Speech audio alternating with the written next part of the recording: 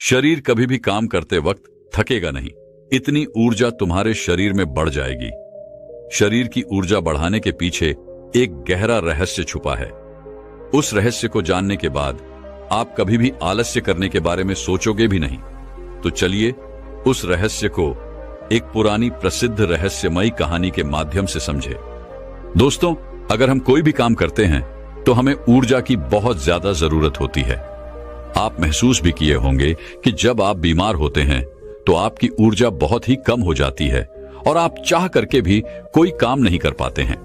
आप दिन रात बिस्तर पर ही लेटे रहते हैं और आपका बिस्तर पर से उठने का मन ही नहीं करता। और अगर आपकी ऊर्जा कम है तो आप पढ़ाई भी करेंगे तो आपको बहुत ही जल्दी नींद भी आ जाएगी। आपका पढ़ने लिखने का मन बिल्कुल भी नहीं करेगा और किसी भी कार्य में भी आपका मन नहीं लगेगा। आपको बहुत ही जल्दी थकावट लग जाएगी। इसलिए शरीर में ऊर्जा का होना बहुत ज्यादा जरूरी होता है। जिस इंसान के शरीर में जितनी अच्छी ऊर्जा होती है वह उतना ही चुस्त, दुरुस्त और फुर्तीला होता है। उसका शरीर उतना ही अच्छे तरीके से काम करता है। लेकिन जिस भी व्यक्ति के अंदर ऊर्जा की कमी रहती है उसका मन बहुत ही निराश और हताश रहता है। वह चिंताओं में डूबा रहता है। उसका कोई भी काम करने का मन ही नहीं करता और उसे तमाम तरह की बीमारियां जकड़ लेती हैं। इसलिए शरीर में ऊर्जा का होना अति आवश्यक है। मित्रों, आज के इस वीडियो में हम ऊर्जा बढ़ाने के तरीकों को मैं आपको बताऊंगा, जिसे समझ लेने के बाद आप खुद अपने अंदर की ऊर्जा को बढ़ा सकेंगे और खुद आप तरोताजा महसूस करेंगे। आपके शरीर के अंदर फुर्ती आ जाएगी। तो मित्रों, इस वीडियो को छोड़ करके कहीं जाइएगा। मित्रों, प्राचीन समय में नर्मदा नदी के किनारे बस एक आश्रम में रोज की तरह गुरु अपने शिष्यों को तरह तरह की विद्या ये सिखाया करते थे। कुंडलिनी योग से लेकर के ध्यान करने तक वह सारी विद्याएं अपने शिष्यों को सिखाया करते थे। उन्हीं शिष्यों में एक निर्मल नाम का एक शिष्य था जिसका व्यवहार अन्य शिष्यों से बिल्कुल अलग था। उसके शरीर में ऊर्जा रहती ही नहीं थी। वह हर समय थका थका सा रहता था। एक बार की बात है, गुरु रोज की तरह अपने शिष्यों को ध्यान का उपदेश दे रहे थे। उपदेश के बीच में ही निर्मल को नींद आ गई और गुरु की नजर अचानक निर्मल पर पड़ गई। फिर गुरु को गुस्सा भी आया। गुरु डांट कर बोलते हैं कि निर्मल, तुमने रात को ठीक से सोया नहीं था क्या, जो तुम्हें अभी इसी वक्त नींद आ रही है।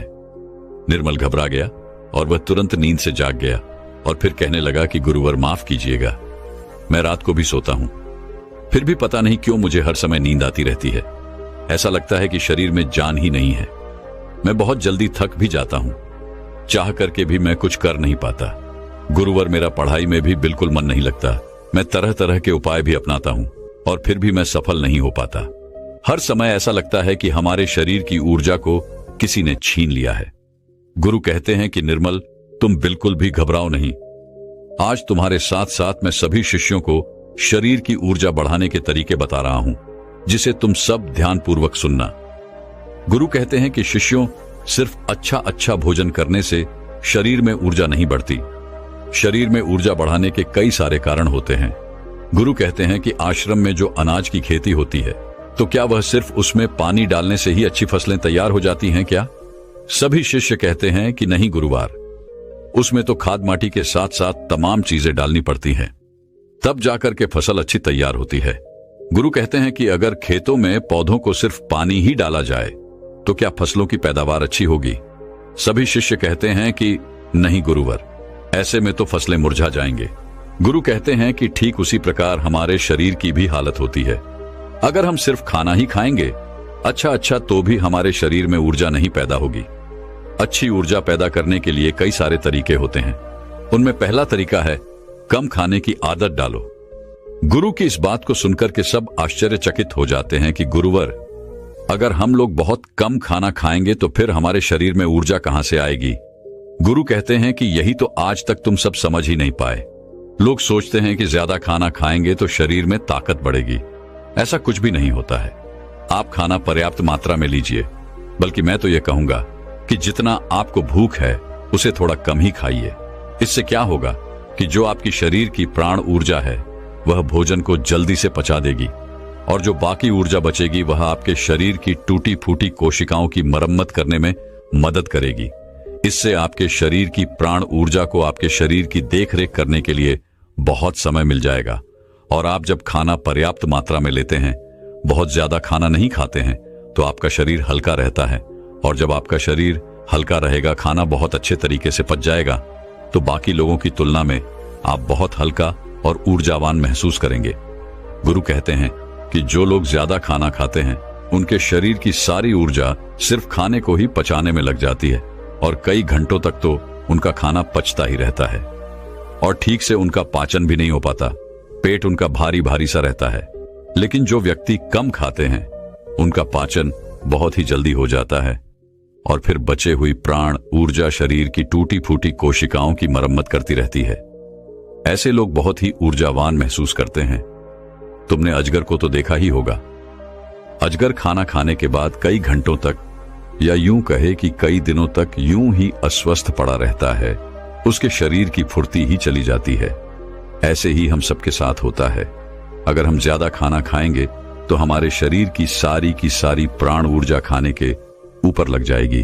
पूरे दिन रात सिर्फ उस खाने को पचाने में लगी रहेगी। लेकिन अगर हम खाना पर्याप्त मात्रा में खाते हैं या जितना हमारी भूख है उससे कम खाते हैं, तो हमारे शरीर की बची हुई प्राण ऊर्जा हमारे शरीर की टूटी फूटी कोशिकाओं की मरम्मत करने में लग जाती है। गुरु कहते हैं कि पहले तो तुम सब यह करो कि जितना तुम्हें भूख है उससे थोड़ा कम खाओ और आज से ही इस रहस्यमयी तरीके को अपनाना शुरू कर दो। इसका असर तुम्हें 1 हफ्ते में दिखने लगेगा। गुरु कहते हैं कि दूसरी बात जो तुम सबको याद रखनी है हमेशा ऊर्जावान बने रहने के लिए, वह यह है कि पौष्टिक भोजन खाओ। गुरु कहते हैं कि अधिकतर लोग तो सिर्फ पेट भरने के लिए खाना खाते हैं। उन्हें लगता है कि उनका पेट बस भर जाए तो सब ठीक हो जाएगा। तो ऐसा बिल्कुल भी नहीं होता है। आपके शरीर को विभिन्न प्रकार के विटामिन्स की जरूरत होती है। अगर आपके शरीर को पर्याप्त मात्रा में विटामिन्स नहीं मिलेगा तो धीरे धीरे आपका शरीर कमजोर पड़ने लगेगा। मान लीजिए कि आपके शरीर में विटामिन ए की कमी रहती है तो आपको रतौंधी रोग हो सकता है। अगर आप अपने खाने में कैल्शियम की मात्रा नहीं लेते हैं तो इससे आपकी हड्डियां कमजोर हो जाएंगी और उनमें दर्द भी हो सकता है। हड्डियों को मजबूत करने के लिए सबसे अच्छा तरीका है कि आप दूध का सेवन करें और आप थोड़ा समय धूप में जरूर बिताएं। इससे क्या होगा कि विटामिन डी धूप में त्वचा के नीचे पर्याप्त मात्रा में बन जाएगी। सूर्य के प्रकाश में ही विटामिन डी का निर्माण होता है और उसका निर्माण आपकी त्वचा के नीचे होता है, जो आपके शरीर की हड्डियों को मजबूत बनाने में अति आवश्यक होता है। इससे आपकी त्वचा की चमक भी बढ़ती है और आप तंदुरुस्त भी रहेंगे। गुरु कहते हैं कि खाने में अच्छा और पौष्टिक भोजन लो और जितना ज्यादा हो सके प्राकृतिक भोजन खाओ, उससे तुम्हारा मन शांत रहेगा। गुरु कहते हैं कि शिष्य हमेशा ऊर्जावान बने रहने का तीसरा तरीका है व्यायाम करने की और ध्यान करने की आदत डालो। शिष्य कहने लगे, गुरुवर, यह तो हम प्रतिदिन करते हैं, इसमें कौन सी बड़ी बात है, यह तो सभी करते हैं। तभी फिर गुरु कहते हैं कि हां, बात तुम्हारी सही है, लेकिन अगर व्यायाम को और ध्यान को एक निश्चित समय पर ना किया जाए, जब मन में आया तब कर लिए, तो ऐसे करने से कोई मतलब नहीं होता है, बल्कि उसका शरीर पर बुरा असर तुम्हें देखने को मिलेगा। इसलिए सबसे ज्यादा जरूरी यह है कि व्यायाम और ध्यान को एक निश्चित समय में करो। गुरु कहते हैं कि व्यायाम शुरू करो, फिर होगा क्या कि तुम्हारे शरीर की ऊर्जा बढ़ने लगेगी और तुम्हारे शरीर में पूर्ति भी आने लगेगी, क्योंकि व्यायाम करने से शरीर के सभी अंग मजबूत होते हैं और उनके कार्य करने की क्षमता भी बढ़ती है। तो इससे तुम दिन में काफी समय तक ऊर्जा से भरे रहोगे, ऊर्जावान महसूस करोगे। जब धीरे धीरे ऊर्जा घटने लगेगी तो फिर अगला दिन आ जाएगा, तो तुम अगले दिन ठीक उसी समय पर व्यायाम करना। तुम्हारा शरीर ऊर्जा से भरा रहेगा, लेकिन सबसे ज्यादा जरूरी यह है कि व्यायाम और ध्यान को एक निश्चित समय पर करना, तभी इसका प्रभाव तुम्हें देखने को मिलेगा। और प्रतिदिन तुम सुबह और रात को जब सोने जाओ तो ध्यान में लीन हो जाओ। ध्यान की क्रिया अच्छे तरीके से चलेगी। ध्यान में बहुत ताकत होती है। तुम सुबह ध्यान की गहराइयों में जरूर जाना। गुरु कहते हैं कि शिष्यों, चौथा उपाय है अपने शरीर की ऊर्जा बढ़ाने का। वह यह है कि तुम्हें चिंता को अपने वश में करना होगा। गुरु कहते हैं कि शिष्यों, अभी तुम सब बच्चे हो, अभी तुम सबको उतनी फिक्र नहीं है, लेकिन जब तुम धीरे धीरे बड़े होने लगोगे तो तुम्हारे ऊपर भी जिम्मेदारियों का बोझ आएगा, तो तुम्हारे ऊपर तमाम कामों का बोझ रहेगा। मैं ये नहीं कह रहा हूं कि तुम चिंता से हमेशा के लिए मुक्त हो सकते हो, लेकिन हां, अगर तुम समझकर चलो कि चिंता को कैसे रोका जाए, उसे कैसे अपने से दूर रखना है, उसे खुद पर हावी नहीं होने देना है, तो तुम बहुत ही समझदार व्यक्ति कहलाओगे। क्योंकि चिंता ही एक ऐसी बीमारी है जो तुम्हारे शरीर को हर वक्त जलाती रहती है। जो व्यक्ति जितना गहराई से और जितना अंदर से चिंता करता है, वह बहुत ही ज्यादा परेशान रहता है। उसके शरीर की ऊर्जा को चिंता खुद छीन लेती है, और जिसके जीवन में चिंता ज्यादा है, वह मानसिक रूप से भी बीमार रहता है। इसलिए तुम सबको चिंता पर काबू पाना होगा। चिंता करने से ना तो हमारा भविष्य बदलता है और ना ही हमारा भूतकाल। चिंता सिर्फ और सिर्फ हमारे शरीर को हमसे छीन ले जाती है, हमारे सुख चैन को हमसे छीन ले जाती है। इसलिए जिस चीज को लेकर तुम्हें चिंता हो रही है, एक बार गौर से ध्यान में बैठकर कि उसे देखने की कोशिश करो कि क्या वाकई में वह बात चिंता करने लायक है कि या नहीं। तब तुम पाओगे कि तुम सतर्क से 80% तो चिंता बेफजूल की बातों को लेकर के सोच रहे हो, जिनका कि वास्तव में कोई मतलब नहीं है। जिस भी बात को तुम जितना ज्यादा पकड़ कर रखोगे, वह बात तुम्हें बहुत ही ज्यादा सताएगी। इसलिए जो हो रहा है उसे होने दो, क्योंकि अगर तुम्हारा शरीर स्वस्थ रहेगा, तुम ऊर्जावान बने रहोगे, तो तुम चिंता से भी निपट लोगे। इसीलिए शिष्यों, अगर तुम्हें ऊर्जावान बने रहना है तो चिंता को अपने काबू में करना होगा, और इसके लिए आप प्रतिदिन ध्यान और व्यायाम की क्रिया जरूर शुरू करो। गुरु कहते हैं कि हमेशा ऊर्जावान बने रहने का 5वां नियम है, समय की गति के अनुसार चलो। शिष्य कहते हैं कि गुरुवर, यह बात कुछ ज्यादा समझ में नहीं आ रही है कि समय की गति के अनुसार क्या होता है। गुरु कहते हैं कि जब सुबह होती है तो चिड़िया चहचहाने लगती हैं, पौधों के फूल खिल जाते हैं, पत्तियां हरी भरी हो जाती हैं, वह भी सूर्य के प्रकाश में अपने भोजन का निर्माण करने लगती हैं, कलियां भी खिलने लगती हैं और चारों तरफ पेड़ पौधे ऊर्जा से भर जाते हैं। इसी प्रकार तुम्हारा शरीर भी होता है। अगर सूर्य निकलने से पहले तुम नहीं उठते हो बिस्तर से, तो तुम्हारे शरीर की ऊर्जा कम होने लगती है। प्रकृति के साथ खुद को तालमेल बनाकर चलो। जब सूर्य उगता है, उससे पहले तुम सब अपने बिस्तर से उठ जाओ, और जब सूर्य अस्त होने लगता है तो उस समय भी तुम सब सोने चले जाओ। अगर तुम सब सही काम को सही समय पर करते हो, तो तुम्हारा शरीर हमेशा ऊर्जावान बना रहेगा। जो व्यक्ति आलसी होता है, सूर्य निकलने के बाद उठता है और रात भर जागता रहता है, दिन में सोता रहता है, तो उसके शरीर की ऊर्जा क्षीण होने लगती है। क्योंकि अगर तुम प्रकृति के साथ खुद का तालमेल बैठाकर नहीं चलोगे, तो तुम्हारे शरीर की ऊर्जा कम होने लगेगी। इसलिए अपने सभी कार्यों को समय के अनुसार करो। जब तुम समय के अनुसार कार्य को करोगे, तो तुम्हारा शरीर भी स्वस्थ रहेगा और तुम्हें कार्य करने की चिंता भी नहीं रहेगी, क्योंकि तुमने अपने कार्य को सही समय पर कर लिया। कुछ लोगों को नींद रात में इसलिए नहीं आती है क्योंकि एक तो चिंता उन्हें बहुत सताती रहती है, और दूसरी बात यह है कि वह समय के अनुसार चलते भी नहीं। इसलिए अगर तुम्हें लंबी जिंदगी जीनी है, तो अपने कार्यों को समय के अनुसार करो। गुरु कहते हैं कि हमेशा ऊर्जावान बने रहने का 6वां नियम है, खुद पर ध्यान दो। गुरु कहते हैं कि यह बहुत ही शक्तिशाली नियम है। खुद पर ध्यान देने का मतलब यह है कि तुम सब खुद से खुद को प्यार करो, खुद के लिए अच्छा सोचो। कई बार होता है कि कुछ लोग दूसरों की जिंदगी से बहुत ही ज्यादा निराश रहते हैं। अगर कोई दूसरा विकास कर रहा है, तो उससे बहुत ही ज्यादा परेशान रहते हैं। उसे उनके अंदर जलन की भावना उत्पन्न होने लगती है, तो धीरे धीरे उसका शरीर ऊर्जा से क्षीण होने लगता है। इसीलिए दूसरों पर ध्यान देने की बजाय खुद पर ध्यान दो, खुद को बेहतर बनाने में लग जाओ। जब तुम पूरी ऊर्जा के साथ खुद को बेहतर बनाने में लगोगे, तो तुम्हारे कार्य जरूर सफल होंगे। वह व्यक्ति अपने जीवन में कभी भी सफल नहीं हो पाता जो हर समय दूसरों के बारे में सोचता रहता है, दूसरों की बुराई के बारे में सोचता रहता है, दूसरों से जलन की भावना रखता है। उस व्यक्ति की ऊर्जा कभी भी अच्छी नहीं रहती। लेकिन वहीं पर जो व्यक्ति अपने बारे में अच्छा सोचता है और दूसरों के भी बारे में अच्छा सोचता है, तो उसकी ऊर्जा हमेशा बनी रहती है।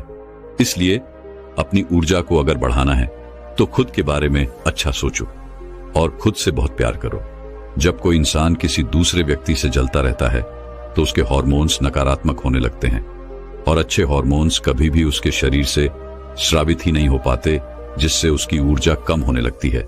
लेकिन वहीं पर जो व्यक्ति अच्छा सोचता है, पॉजिटिव रहता है तो उसके शरीर के सभी हार्मोन्स सकारात्मक स्तर कैसे निकलते रहते हैं, जिससे उसके शरीर में ऊर्जा बनी रहती है।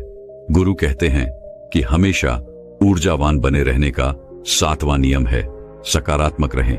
कैसी भी सिचुएशन तुम्हारी जिंदगी में आ जाए, तुम्हें हमेशा सकारात्मक बने रहना होगा।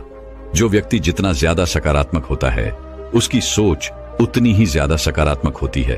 वह उतना ही अच्छे तरीके से परेशानियों से निपट सकता है। लेकिन जिसके दिमाग में हमेशा नकारात्मक बातें ही भरी रहती हैं, वह नकारात्मक बातें ही सोचता रहता है, तो उसकी ऊर्जा लगातार नीचे की तरफ बहती रहती है, जिससे उसके शरीर की ऊर्जा धीरे धीरे क्षीण होने लगती है। लेकिन जिस भी व्यक्ति के अंदर सकारात्मक भावनाएं पैदा होती हैं, सकारात्मक बातें वह सोचता है, तो उसके अंदर की ऊर्जा ऊपर की तरफ बहती है।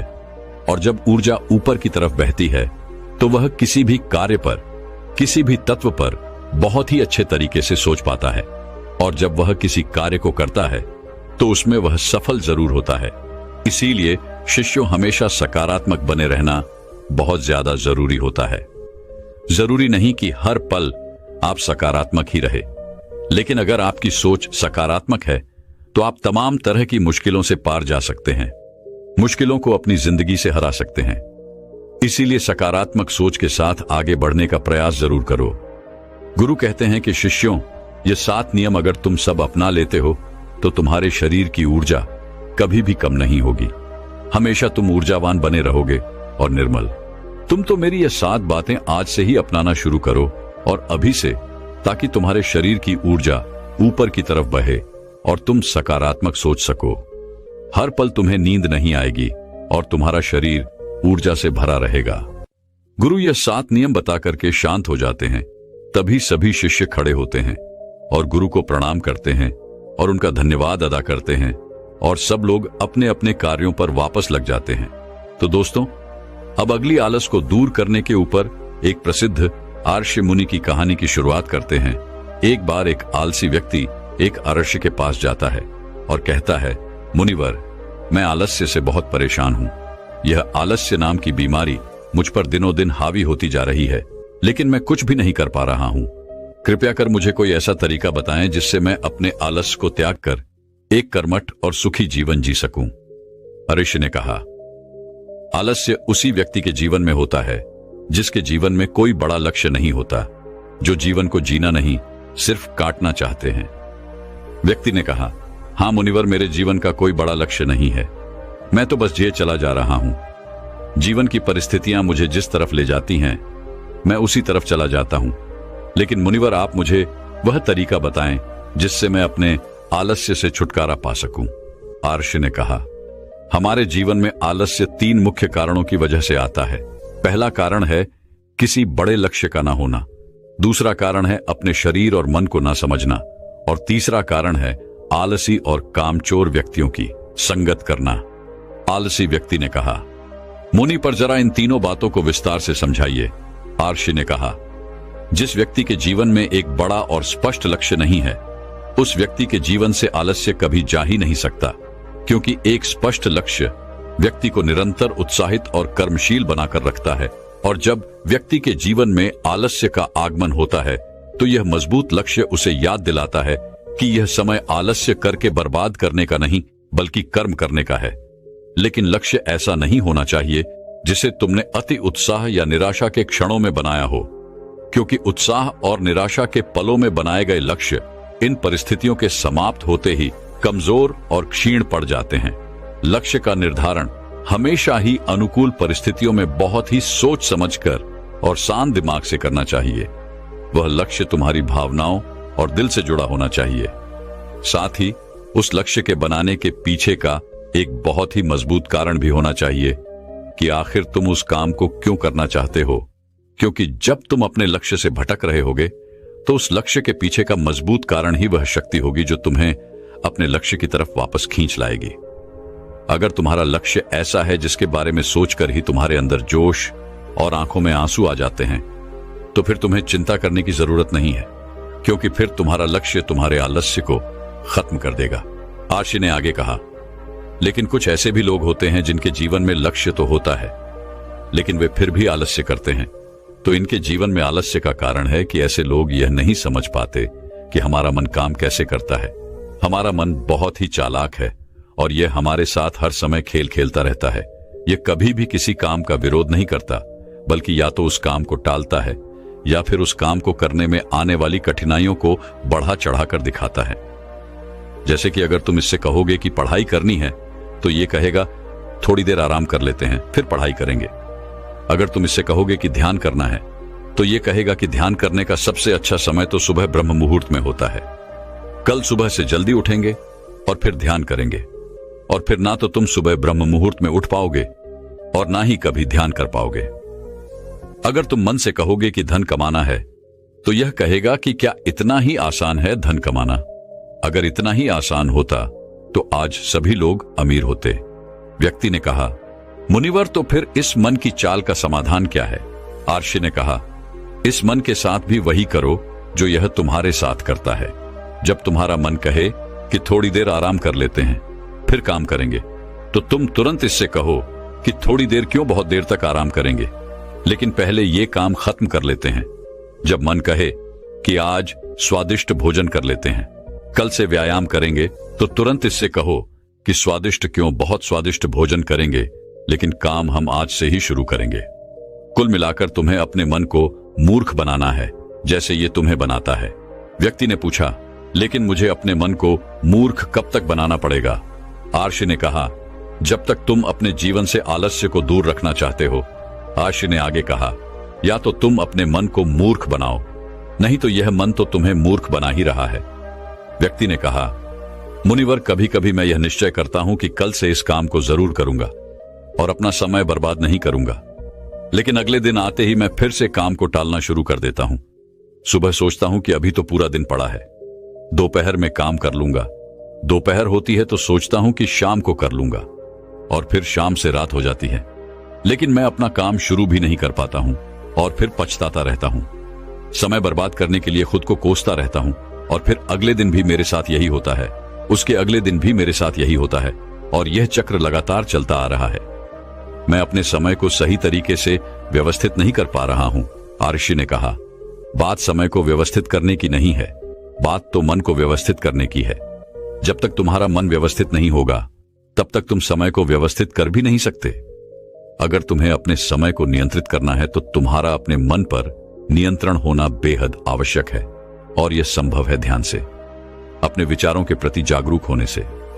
दोस्तों, आर्षि ने उस आलसी व्यक्ति से ठीक ही कहा है कि हम अपने मन को व्यवस्थित किए बिना अपने समय को व्यवस्थित नहीं कर सकते।